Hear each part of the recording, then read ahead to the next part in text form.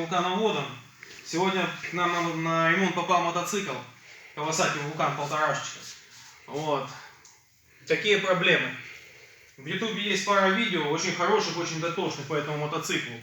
Это проблемы с цепями ГРМ и всем остальным. Расскажу, как вообще это происходит, чтобы было понятно, что с мотоциклом случилось.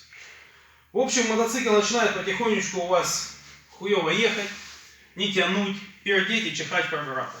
Это самый первый явный признак. Вот. Естественно, обратился к нам человек с этой же проблемой, что он у него не едет, он у него стреляет, он чихает в карбюратор и все тому подобное. Вот.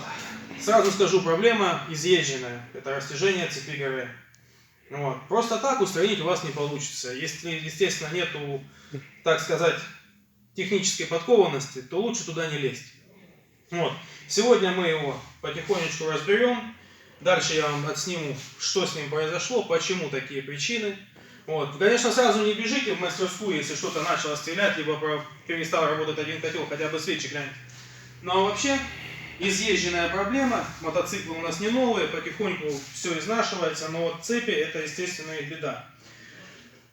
Посмотреть просто, понять, что у вас с цепями, можно, снимая натяжители. Есть такой видос, как бы, я сейчас тоже примерно покажу, как это все происходит. Вот здесь я уже натяжители снимал и заметил, что на них где-то вот так вот доварены уже болты. Я это все вам покажу. То есть цепь уже растянута, распредвалы с коленвалом метки не совпадают. Естественно, происходит херовая связь между ГРМ, газораспределительным механизмом, и самой поршневой.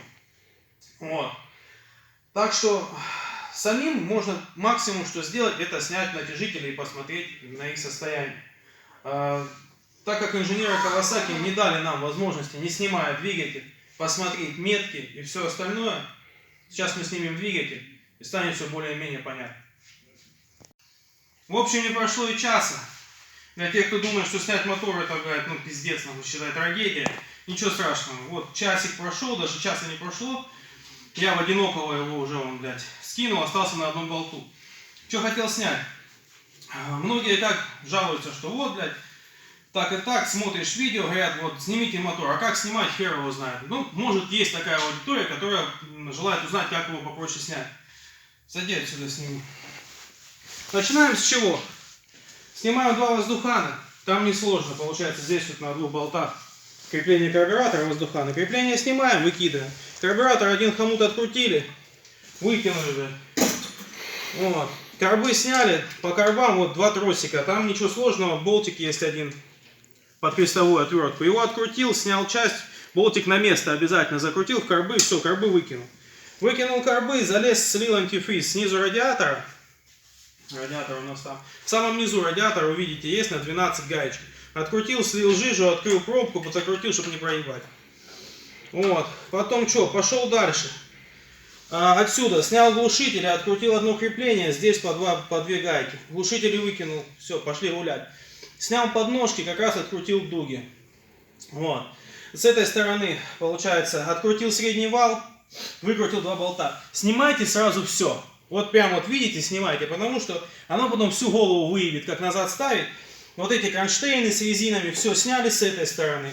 Открутили подножку, здесь все открутили, открутили дуги, открутили радиатор, выкинули.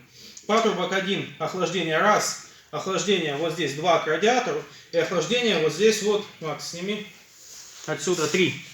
Вот три, раз, вот тут два, радиатор три. До свидания, с ними распрощались. Ну вот четвертую, я думаю, вы увидите, она здесь легко, вот он шланг идет к радиатору сбоку, тут и слепой поймет.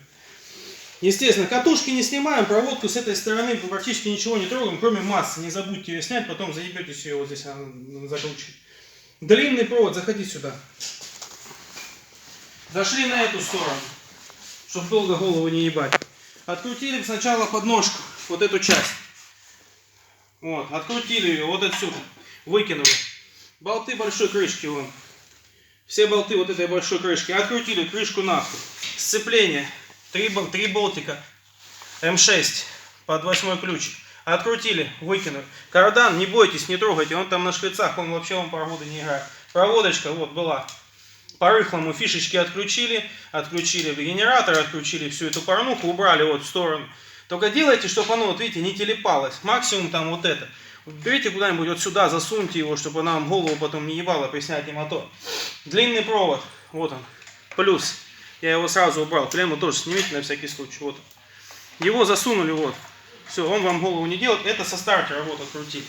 Отсюда видно, Макс? Вот, открутили со стартера. Ставьте, если что, видео на паузу. Эту лапку можно не трогать вообще, она вам с двигателем, она вам не мешает.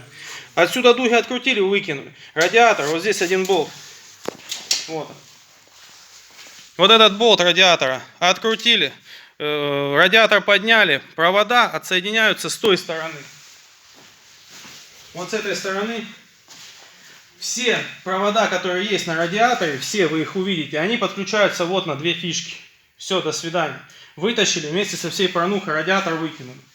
Все, освободили мотор. Вот этот вал здесь стоит. Вот тут стоит вал. Точно такой же, как вот здесь на подушке, как у вас был сзади. Вытащили. Тоже вот эти два крепления, не ленимся. Выкинули нахер, чтобы их не было. Открутили низ, подставили что-нибудь, чтобы не сломать. Вот эти части, конечно, я не уверен, что их можно вообще сломать. Ну, блядь, как говорится, раз в год и палкой стреляет. Все, у вас все освобождено. В принципе, вот, не прошло и час, наверное, 45 минут. Делов хуйня. Сейчас мотор скину и дальше запишу.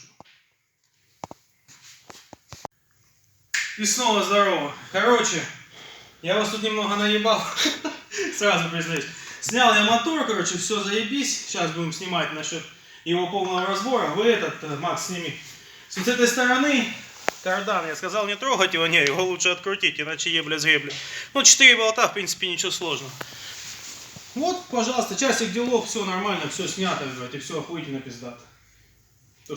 Ну, в общем, что и требовалось доказать. Смотрим внимательно. Головка на 17, вороток. Выставляем вот здесь в окошечке. Окошечки мы открутили. Вон там, получается, среднее окошечко и вот это.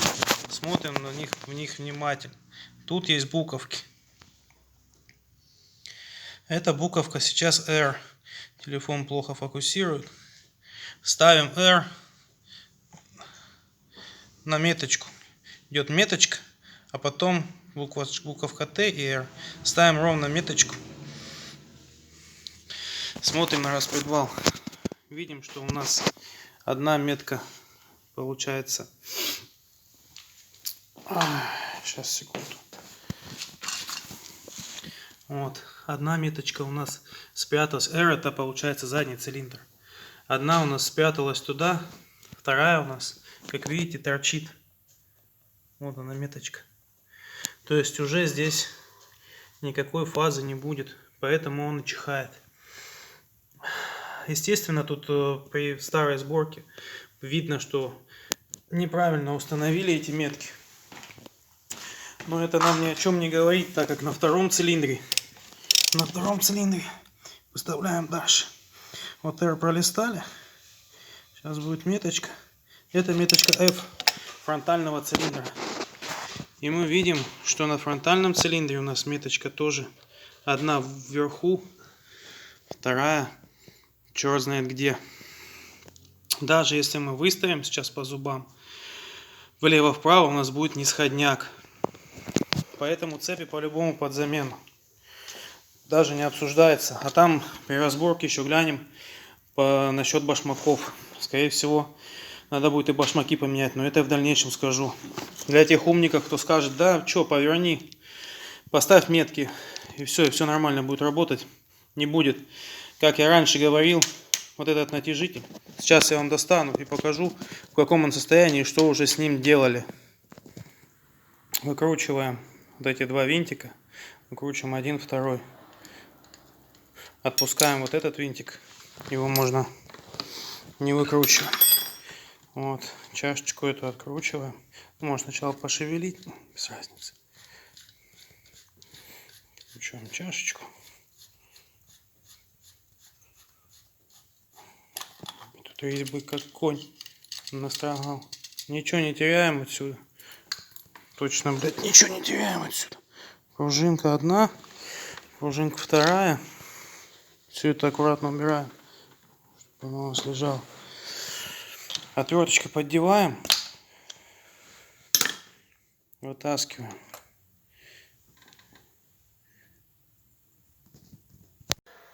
И снова здорово.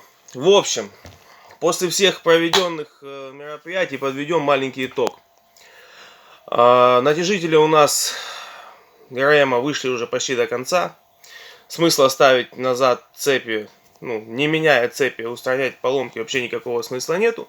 Поэтому было принято решение заказать новые цепи и новые натяжители. Как они придут, я сниму вторую часть видоса, как это все устанавливать. Поэтапно, дотошно, ебаный сандаль. А так, в принципе, все, ебать, на первый раз. Чё, сейчас кофейку ебанем и дальше работать пойдем.